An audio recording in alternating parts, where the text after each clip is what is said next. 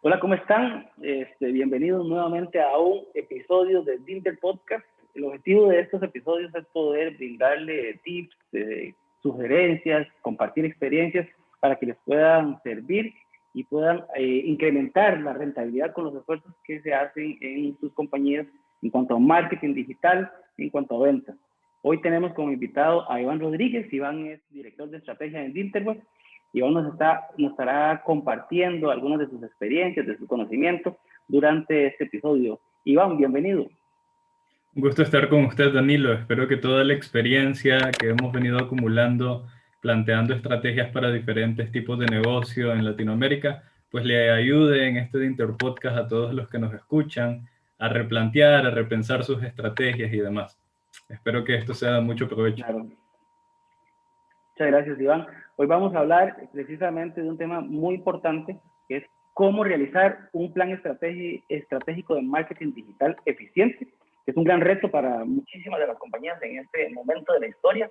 La idea es que podamos resolver algunas de las incógnitas o algunas de las dudas más recurrentes cuando las personas, directores de marketing o las personas que están a cargo de estas funciones dentro de las compañías puedan entender mejor cuál es la forma de tener un plan estratégico eficiente. Muchas veces, y en mi experiencia, lo que he vivido es que se ejecutan algunas acciones, no se tiene tanta claridad si esas acciones, la manera en que esas acciones están impactando en la rentabilidad del negocio. Y bueno, por eso es que hemos propuesto que este tema tan importante para el podcast del día de hoy. Tal vez empezando con una primera pregunta, Iván. ¿Por qué es importante considerar una estrategia de marketing digital en un negocio? Gracias, Danilo. Pues, tal y como usted comentaba, estamos viendo un sinnúmero de negocios que están intentando hacer marketing, pero en ese intento, pues no necesariamente tienen en cuenta todo lo que se debe tomar en cuenta para plantear una estrategia.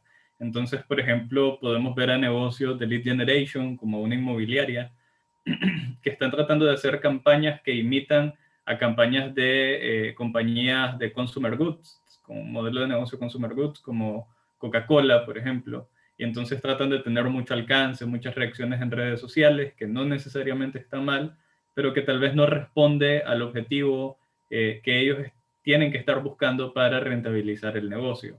O también vemos a equipos de marketing que le están echando mucho la culpa a ventas de que no están dando el seguimiento a las oportunidades de venta, y por otra parte equipos de ventas que están reclamando que no les están llegando leads calificados.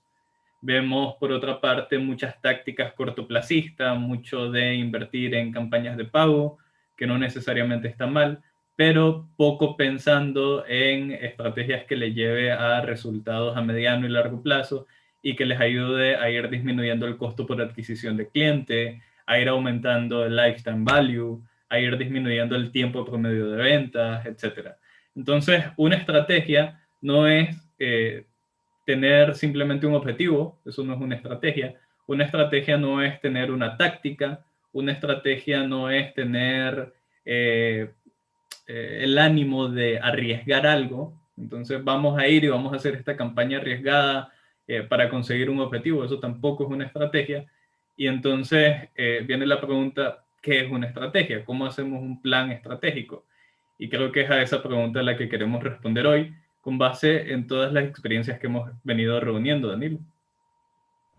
Claro, yo me gusta hacer la dinámica de ponerme en los zapatos de estas personas, que es, digamos, un director de marketing en alguna empresa o quien asume ese tipo de roles, eh, y me pongo a pensar a los retos a los que se está enfrentando, porque sabemos que esto es algo muy cambiante, es algo muy dinámico, nos enfrentamos al nacimiento de nuevas plataformas de marketing, de nuevos mecanismos, de nuevos, y también eso a su vez,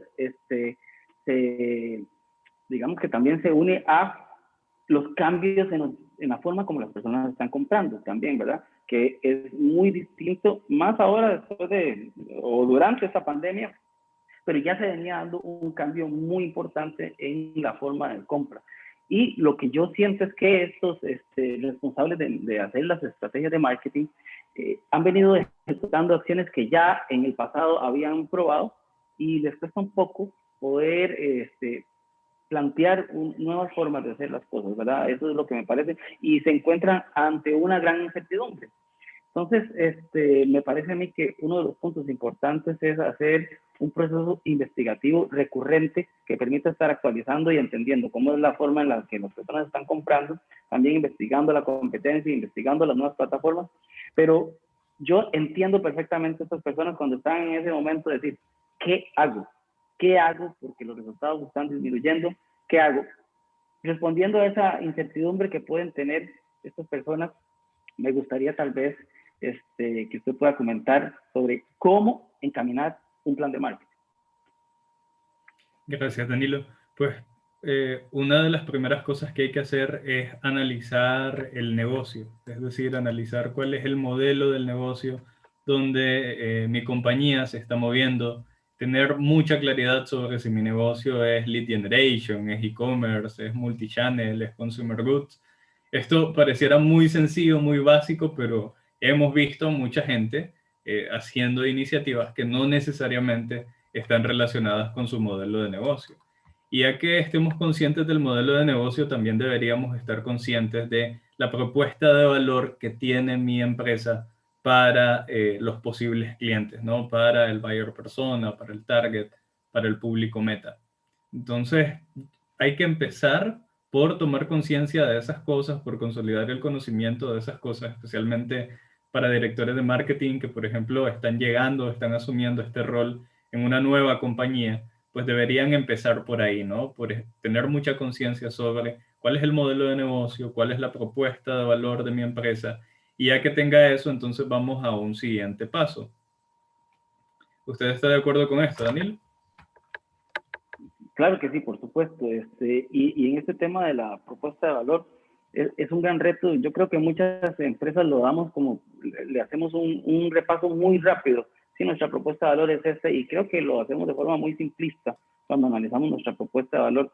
Hace poquito leyendo el libro de Challenger Sales, tocaba exactamente ese punto y hablaba precisamente de que uno en la parte de ventas debe, digamos, por así decirlo, como se ha escuchado popularmente, crear necesidades, enseñando, educando a los prospectos, educando al mercado sobre las soluciones que uno ofrece. Pero si esas soluciones que se ofrecen, las ofrece también la competencia, después todo ese proceso de educación que uno estuvo ejecutando, no va a servir para que cerremos nosotros el negocio como compañía, porque al final esa persona que se educó y entendió cuál es la solución que debe comprarla y si la puede ir a comprar con cualquiera de los proveedores, al fin nos desgastamos nosotros generándole un buen cliente, tal vez al que tiene el mejor precio. Y entonces aquí es donde la propuesta de valor es importantísima, porque lo que trata es de atar esa enseñanza y esa educación que uno hizo con el prospecto para que la única solución sea nuestra propuesta de valor, que debería ser una propuesta de valor diferenciada. Y es un gran reto construir esa propuesta de valor. Cuando uno le pregunta a alguien, ¿cuál es su propuesta de valor? Es que soy ecológico, que soy, y quizás si vamos a preguntarle a sus buyer personas, a sus potenciales clientes, tal vez ni siquiera lo están valorando, por lo que deja de ser una verdadera propuesta de valor. Y también, si le preguntamos a esa persona que nos dice la propuesta de valor y su competidor, ningún competidor tiene esa propuesta de valor, quizás también nos vayan a decir que sí hay otros competidores. Entonces termina siendo una propuesta de valor que no es un diferenciador verdadero. ¿Qué opina usted, Iván, sobre eso? Totalmente, Danilo. Ya hemos visto mucho marketing, mucha publicidad, mucho email marketing. Todos somos blanco fácil de un email marketing mal hecho. Y justamente está mal hecho porque no hay detrás de ese email, no hay detrás de ese anuncio, no hay detrás de ese video publicitario una propuesta de valor real. No hay un diferenciador que me haga pensar que esta compañía puede solucionar un problema que yo estoy teniendo.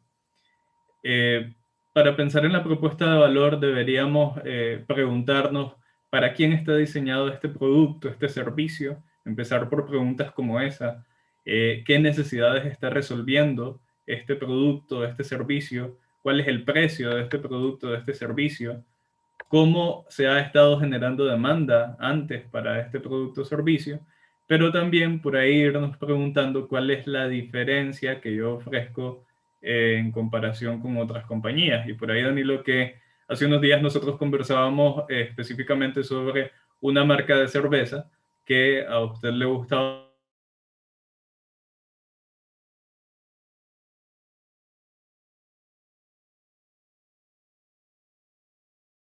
que es gluten free, que es vegana, es decir, en su proceso de producción no incluye a ningún animal y que además es una cerveza amarga. Entonces, esas tres características diferenciadoras, de repente una a una, vamos a ver, hay muchas cervezas amargas, hay varias cervezas gluten free, probablemente haya más de una cerveza vegana, pero una cerveza que reúna esas tres características, pues ya está mucho más difícil encontrarla. Y entonces ahí es donde decimos, no, esta es la única cerveza que tiene esas tres características. Entonces, ¿qué características tiene tu empresa? ¿Qué características tiene tu solución que la diferencia de la competencia y la puede colocar en el top of mind del público meta, ¿no? Entonces es importante pensar en eso, no necesariamente como una sola característica, sino incluso como un conjunto de características que hace que tu marca destaque delante de las otras opciones.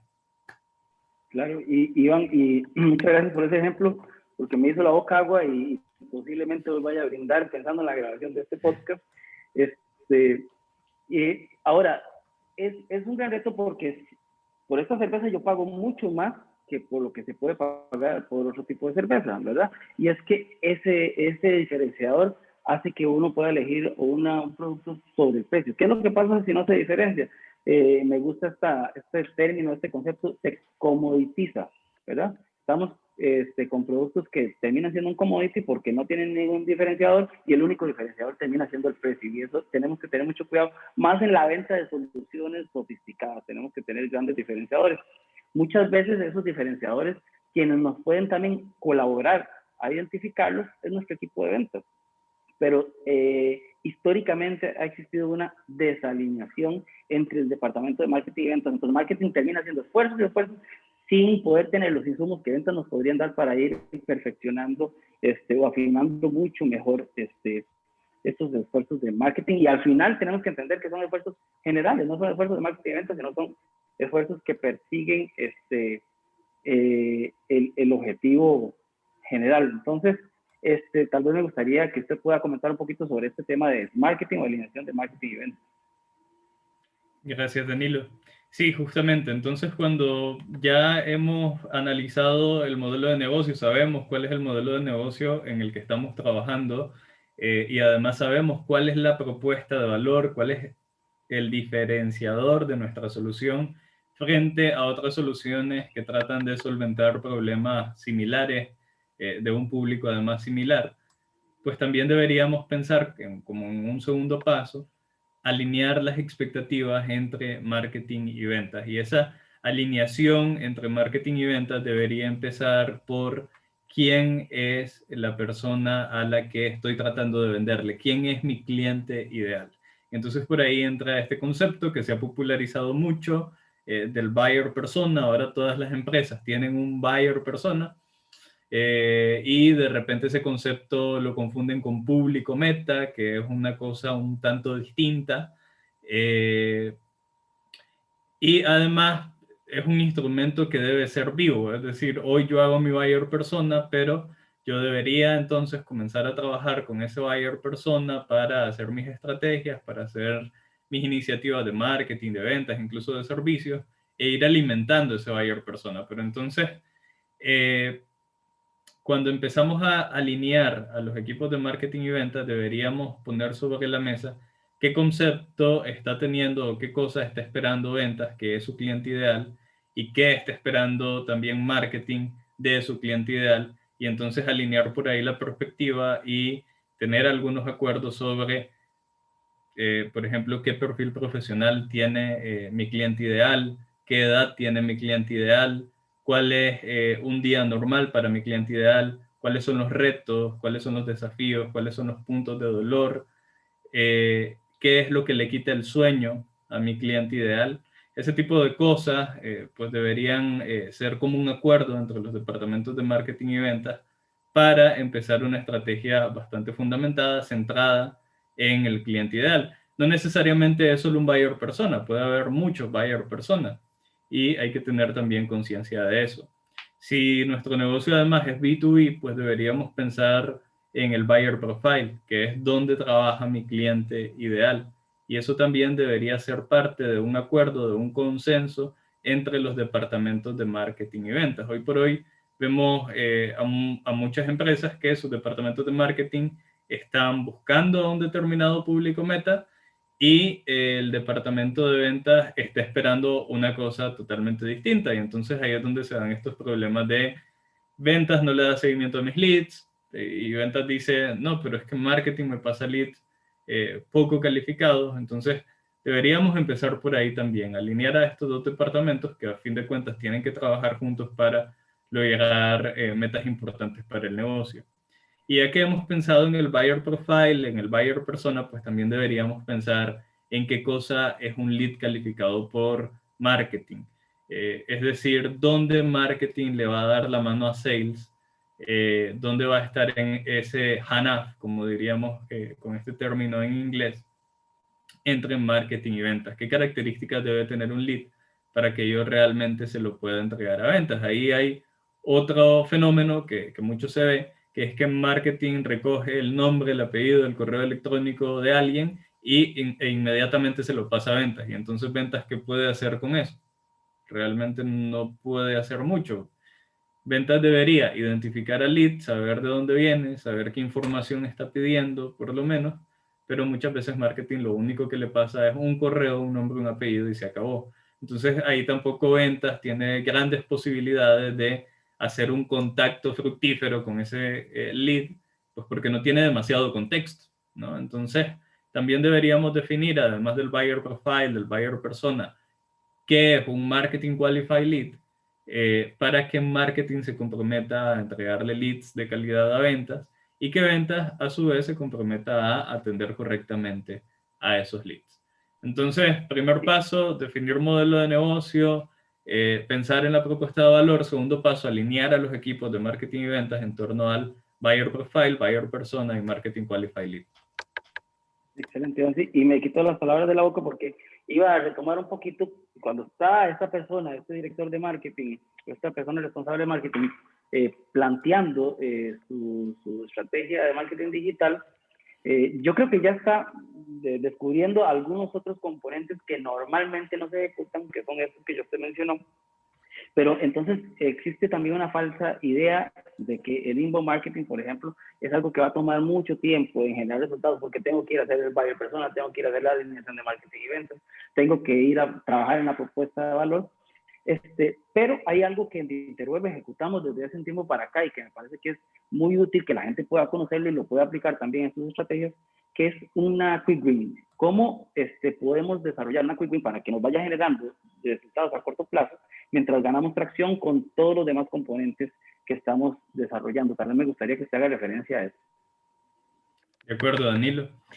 Sí, en la experiencia que hemos tenido, vamos a ver, una estrategia inbound no es una estrategia de una semana, no hay una estrategia de una semana, digamos, que pueda dar resultados a largo plazo. Una estrategia inbound es algo que se sostiene en el tiempo, que se va mejorando en el tiempo, y en ese sentido sí podemos decir que requiere mucho tiempo, pero eso no significa que tengas que esperar años o que tengas que esperar muchos meses para poder tener resultados a corto plazo, ¿no?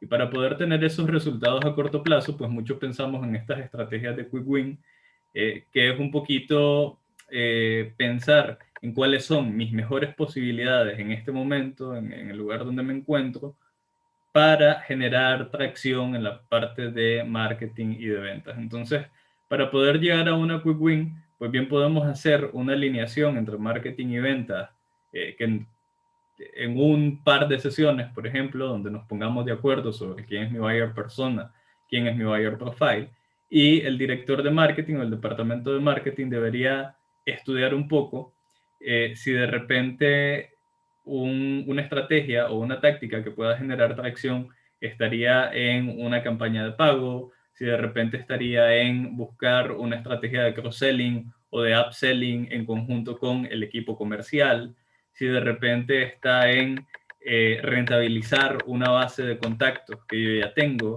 si de repente está en hacer un email marketing a oportunidades que antes se perdieron. Entonces, para hacer una quick win, de repente en una misma semana podemos tener un par de sesiones con el equipo comercial, alinear sobre el buyer persona, sobre el buyer profile y estudiar cuáles son las posibilidades que mi empresa tiene en este momento y elegir aquella que me puede llevar, que me puede aportar mayor valor con un menor esfuerzo, ¿no?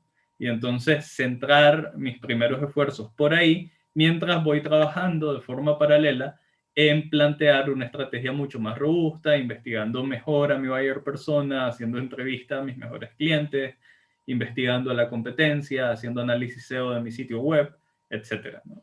Entonces, cuando estudio esas posibilidades que tiene mi empresa y elijo cuál es aquella donde probablemente tenga mejores resultados en menor tiempo y con menor esfuerzo, ahí es donde tengo la posibilidad de hacer una campaña de Quick Win que de repente en un mes me pueda estar generando algunos cierres de ventas y que pueda oxigenarme a nivel de presupuesto, a nivel de rentabilidad, para poder ir llevando paralelamente una planificación de una estrategia pues un poco más robusta, ¿no?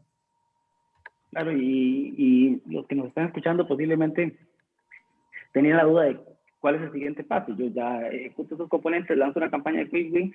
Ya usted responde un poco hablando sobre seguir analizando de forma más profunda el buyer persona. Y hay algo que yo creería que debe ser como el caballo de batalla, debe ser un elemento que siempre debemos estar utilizando, que es el buyer journey, porque no, realmente describe el proceso de compra, por supuesto, pero esas preocupaciones, esos intereses que tienen las personas, nuestros buyer personas en cada uno de esos momentos, y cómo podemos ir desarrollando nuevas, digamos, tácticas que componen esta estrategia general, pensando en cada uno de esos, porque quizás uno de esos puntos de dolor en un momento exacto da para construir toda una campaña o toda una estrategia, ¿cierto? Totalmente. El Buyer Journey pues prácticamente nos ayuda a saber por dónde está pasando nuestro buyer persona antes de llegar a nuestra solución. Entonces, si pensamos en marketing tradicional, que yo creo que nos puede dar imágenes bastante claras de cómo es que funciona un Buyer Journey, antes, bueno, se continúa pensando cuando se implementan estrategias de marketing tradicional, pues uno dice, bueno, por esta carretera hacia la playa necesariamente pasa mi público meta. Sí, el público meta en sus días de vacaciones pasa por esta carretera hacia la playa, ¿no? Y va a vacacionar con su familia. Entonces ahí voy a poner una valla gigante sobre mi producto con un mensaje clave, etcétera. Porque estoy seguro de que por ahí pasa mi buyer persona, ¿no? Entonces hacer un buyer journey, pues prácticamente se trata de descubrir por cuáles caminos, por cuáles carreteras pasa un buyer persona para tomar o antes de tomar una decisión. Claro que hablando de carreteras de forma simbólica, ¿no? Figurada. Es decir, por cuáles pensamientos, por cuáles preguntas, por cuáles puntos de dolor pasa el buyer persona antes de llegar a elegir una solución como la tuya. Y justamente si tenemos conciencia sobre eso, pues va a ser mucho más sencillo pensar en estrategias de quick wins, por supuesto. Claro. Algo también importante, se ejecuta la campaña, ya hice estos esfuerzos, me generó alguna cantidad de leads, o qué sé yo, cumplí cierta parte del objetivo, lo alcancé, ¿no? ¿Qué hacer? ¿Volver a plantear otra campaña, borrar lo que hicimos, lanzar algo nuevo? ¿Qué es lo que sigue? Tremendo. Entonces, por ahí, Danilo, es importante tener en cuenta que para plantear una campaña de Quick Win, pues deberíamos contar con algunos componentes, ¿no? Primero, debimos habernos planteado un objetivo SMART, por ejemplo, es decir, un objetivo que sea específico, que sea medido en el tiempo, que sea alcanzable, que sea realista, ¿sí? Y que tenga todos estos aspectos para que luego podamos ver qué tan exitosa o qué tan poco exitosa pudo haber sido mi campaña. Entonces, vuelvo a este primer elemento porque va a ser determinante para este tema de los próximos pasos. Luego, yo debería centrarme en alguno de mis buyer personas, eso es importante, debería saber en qué parte del buyer journey voy a hacer mi campaña. Si de repente mi campaña va a estar en la parte en que el buyer persona apenas está descubriendo que tiene un problema, si nuestra campaña va a estar más bien en el momento en el que nuestro buyer persona ya está considerando algunas soluciones, o si de repente va a estar en la parte en que ya se está decidiendo por nuestra marca. ¿Sí? Entonces deberíamos también estar pensando en eso y deberíamos plantearnos una hipótesis. El marketing, el buen marketing, debería asemejarse a aplicar el método científico, que tiene mucho que ver con plantearnos hipótesis, plantearnos variables y hacer experimentos controlados.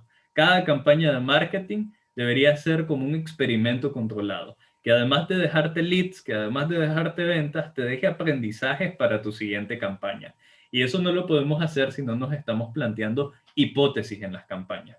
Entonces, de repente yo me doy cuenta, Danilo, de que tengo dentro de mi base de contactos, pues tengo a la base instalada, ¿sí? Es decir, clientes que de hecho me están comprando o me han comprado antes algún servicio, algún producto, y me doy cuenta de que por ahí puede haber una quick win porque hay clientes que ya tienen un cierto tiempo que no me compran y en este momento podrían estar pasando por una determinada necesidad. Y entonces voy a hacer una campaña de email marketing y me voy a proponer una hipótesis, ¿sí? Y la hipótesis es, estos clientes que han pasado eh, tanto tiempo desde que contrataron el último servicio X, ahora pueden estar necesitando el servicio y con un mensaje Z, yo voy a incitarles a que tengan una conversación con mi equipo comercial. Entonces, con mi campaña de Quick Win pongo a prueba esa hipótesis y veo qué tan cierta o qué tan falsa puede ser esa hipótesis, ¿no? Y eso me debería generar aprendizajes para mi siguiente esfuerzo. Entonces, ya cuando llegamos al final de una campaña de Quick Win, deberíamos sentarnos a ver, a la luz del objetivo SMART, a la luz de la hipótesis, qué tan bien estuvo mi campaña, qué tan cierta era mi hipótesis, y con base en eso plantearnos ajustes, plantearnos un nuevo enfoque, plantearnos una nueva hipótesis para la siguiente campaña. Mientras vamos aplicando estas estrategias de Quick Win, reitero, deberíamos ir paralelamente haciendo un estudio más profundo del buyer persona, del buyer profile, de la competencia, para generar a fin de cuentas un estudio FODA bastante completo que me permita plantear lineamientos estratégicos más a largo plazo. Porque las estrategias de Quick Win están buscando resultados a corto, mediano plazo. Resultados que me ayuden a oxigenar un poco esta rentabilidad del negocio, la rentabilidad de los esfuerzos de marketing y que me den esa energía suficiente o ese tiempo suficiente para tener lineamientos estratégicos que me den resultados más a largo plazo, pero que también impacten más fuertemente en la rentabilidad del negocio. Claro, y tal vez uno lo va viendo como de una forma lineal, pero existen varios esfuerzos que a mí me han encantado, que se han ejecutado dentro de Interweb para algunos de nuestros clientes. Por ejemplo, que del análisis de datos surgen ideas como hacer un test, por ejemplo, un test que genere algún tipo de lead que no es caliente, pero es un lead tibio que después ventas puede ir tratando, o también creo que un error que se piensa mucho en la parte de marketing, que es que hay que estar haciendo campañas de pago recurrentemente siempre, pero no necesariamente. Podemos hacer alguna campaña que nos genere un volumen de leads importante y después hacer lead nurturing, hacer email marketing, ir nutriendo poco a poco esos leads para que los vayamos calificando, vayamos aumentando su engagement y eso llegue al equipo comercial ya listo. No es que se generan los leads y se entregan al equipo comercial y ya, sino parte de esa etapa, digamos, de la etapa de ciclo de vida, algunas las debe manejar el equipo de marketing, aumentando el engagement, preparando esa demanda para cuando se entregue el equipo comercial ya esté más lista y así el ciclo de venta sea mucho más corto, digamos, desde el lado comercial. Entonces, no pensar que todo tiene que ser lineal, sino que el análisis de datos nos da algunos puntos en donde podemos ir construyendo otros esfuerzos, por decir así, paralelos en otras áreas, digamos, de la compañía. Sí, totalmente, Danilo. El análisis de los datos continuo debería incluso orientarnos a decir, bueno, esta campaña de Quick Win a las 2 semanas ya nos dijo que no es por ahí el camino y que el camino más bien del buyer persona anda por este otro lado, vamos a reenfocar y vamos a disparar hacia esa parte del journey del buyer persona. Es decir, debemos conservar, digamos que la flexibilidad para que en cuanto nos demos cuenta de un hallazgo importante del buyer persona, pues reencarrilar nuestra estrategia, ¿no? Y poder obtener resultados pues más concretos y más importantes. Claro. Para ir cerrando, Iván, y es un tema que tal vez me gustaría poder ampliar en un próximo podcast, es una gran preocupación del encargado de marketing es que todo ese esfuerzo que se está haciendo, todas esas campañas, ese análisis, todo, sea bien aprovechado y sea aprovechado por el equipo de ventas. Muchas veces se entregan esos leads calificados y el equipo de ventas responde con negligencia, no se ataca correctamente o no se aborda correctamente esa demanda y hace que se desperdicien todos esos recursos. ¿Cómo una compañía puede asegurar que esa demanda sea bien tratada, sea aprovechada realmente? Gracias, Danilo. Pues uno de los pilares principales en este momento para una empresa debe ser contar con un CRM. Ahora, contar con un CRM como una acción aislada no resuelve el problema tampoco. Entonces, detrás del uso del CRM debe haber una planificación de cómo se van a gestionar los leads. Y muchas veces, Danilo, nos hemos encontrado con empresas que están generando leads, que de repente son reconocidas en su mercado, pero no están cerrando porque no saben cómo están tratando a sus leads. Y de repente un vendedor A los trata de una determinada forma, un vendedor B los trata de otra forma totalmente distinta, y otros leads se quedan en el aire porque ni siquiera llegan al equipo comercial. Entonces, todo eso a qué obedece? A una desorganización en la gestión de los leads. ¿Qué deberíamos hacer ante eso? Toda empresa que esté ejecutando campañas de generación de leads debería tener mapeado cómo gestionar a los leads. Que pues al instrumento que resuelve eso le llamamos Lead Management Map o mapa de gestión de leads, ¿no? Entonces ahí nosotros deberíamos definir, ok, ¿cuándo marketing entrega los leads? ¿Qué tipo de leads son? ¿Qué debería hacer el representante comercial con esos leads? ¿O qué debería hacer el Business Development Management o el BDR, Business Development Representative, con esos leads? ¿En qué momento lo debería hacer? ¿Cómo debería gestionar a esos leads en el CRM? ¿Qué información debería llenar? Luego de que reciba el lead, ¿cómo debería ser la llamada de conexión o el email de conexión? ¿Qué paso viene después de la conexión? Etcétera, ¿no? Entonces, todo ese mapeo de la gestión de los leads, además, debería estar implementado ordenadamente en un sistema CRM que le permita a la empresa tener una trazabilidad sobre cómo se están gestionando las oportunidades de venta. Entonces, por una parte, podemos ver a empresas que sí están generando muchos leads, que están teniendo tal vez un cierto éxito en la parte de marketing, pero esos leads a fin de cuentas no se les saca provecho porque el equipo comercial no los está sabiendo gestionar y no es tanto por responsabilidad individual de cada vendedor, sino por la responsabilidad de la empresa de tener un proceso comercial bien establecido.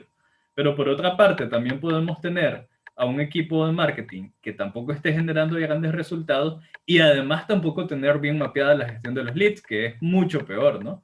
Entonces, sea como sea que tengo en este momento una generación de leads explosiva y muy buena, o sea que todavía no tengo esa generación de leads, yo debería tener mapeado cómo voy a estar gestionando a esos leads a lo largo del tiempo para poder aprovechar a esos pocos o a esos muchos leads que pueda estar generando. Si no tenemos eso, el negocio sí o sí va a dejar de ser rentable, probablemente a mediano plazo, y no vamos a tener los grandes resultados de crecimiento que estamos buscando. Claro, entonces rescatar dos puntos que me gustaría ampliar en un próximo Interpodcast, que sería un Lead Management Map, cómo se construye, para qué ayuda, y también un SLA, un Service Level Agreement, que asegure ese acuerdo entre marketing y ventas, cuáles son las responsabilidades de marketing, cuáles son las de ventas, que vamos a ampliar ya en un próximo Interpodcast. Iván, para terminar, me gustaría que usted le dé un mensaje a esos directores de marketing que en este momento están esperando, escuchando. ¿Cuál es un mensaje final? Gracias, Danilo. Pues a los directores de marketing yo lo que les recomendaría es que empiecen a pensar o a repensar la palabra estrategia, ¿sí? Entonces, hay un libro que se llama Buenas y Malas Estrategias, que es de un señor que es paradigmático a nivel de estrategia empresarial, de apellido Rumelt, y entonces este señor nos dice, bueno, una estrategia no es tener un objetivo, y de repente muchos directores de marketing tienden a pensar, bueno, tengo un objetivo, tengo una estrategia, no necesariamente. Una estrategia no es arriesgarse. Bueno, voy a hacer una campaña de pago en Facebook o voy a trabajar con influencers en TikTok porque me suena que es una idea bastante aventada, bastante valiente y entonces es mi estrategia. Pues no, eso tampoco es una estrategia. Tener una buena idea tampoco necesariamente es una estrategia. Entonces, ¿qué es una estrategia? Es poder articular unas determinadas tácticas de marketing en torno a fortalezas y debilidades que está teniendo tu empresa. Entonces, en la medida en que articules esas tácticas en torno a esas fortalezas y debilidades, a esos puntos principales de la empresa, pues deberías, en esa medida, sí tener un planteamiento estratégico. Entonces, mi invitación es a pensar a nivel estratégico realmente, de repente por ahí, que hagan la lectura también de este libro de Buenas, Malas Estrategias. Luego también podemos tener quizá un podcast sobre ese libro, Danilo, creo que sería muy interesante. Y también mi invitación para los directores de marketing es que trabajen muy de la mano con los directores comerciales a la hora de plantear estas tácticas que en conjunto van a formar la estrategia. Que trabajen muy de la mano en la parte de pensar en quién es el buyer persona, quién es el buyer profile, cómo van a gestionar a los leads, y nunca que trabajen de forma separada, porque mucho se ve eso, ¿no? Es casi como una enfermedad en las empresas, que marketing trabaja por un lado y ventas trabaja por el otro, y eso hace que se desperdicien recursos, que se desperdicie tiempo, que algunos leads queden en una bolsa de basura, etcétera, ¿no? Entonces, estas dos invitaciones, pensar mucho en el término estrategia, qué tan estratégicos realmente están siendo mis esfuerzos, y segundo, pensar en que debo trabajar muy de la mano con el equipo comercial. Si no trabajo de esa manera, pues probablemente no voy a obtener mis mejores resultados. Excelente. Y para esas personas que nos están escuchando, en la descripción de este Interpodcast van a encontrar un link en donde van a poder ampliar sobre todos estos términos que estamos compartiendo y van a poder descargar una guía para que puedan desarrollar un plan estratégico de marketing digital. Iván, agradecerle muchísimo todo este tiempo en donde nos ha compartido excelentes tips, muchísimo conocimiento que estoy seguro que va a aportarle muchísimo a las personas que nos están viendo. Espero que así sea, Danilo. Muchas gracias por la invitación y pues continuamos comunicándonos. Espero que estemos haciendo muchos más de Interpodcast y que esto esté ayudando a mucha gente. Muchas gracias, Iván, y muchas gracias a todos los que nos están escuchando. Nos vemos en el próximo Interpodcast. Espero que esto les haya aportado muchísimo valor. Nos vemos.